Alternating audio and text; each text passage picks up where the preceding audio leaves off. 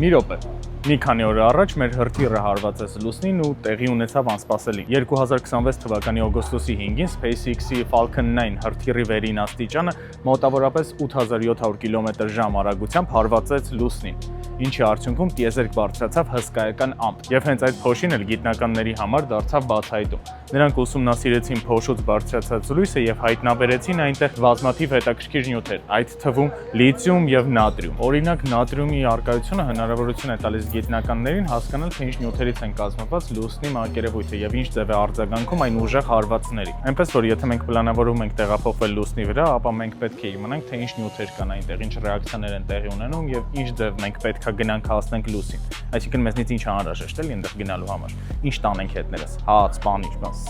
Սենց մի բան։ Այնպես որ այս սխալի պատճառով լուսինը կարող է դառնալ ոչ միայն մեզ համար լաբորատոր, այլ նաեւ ապագա բազաների համար հենակետ։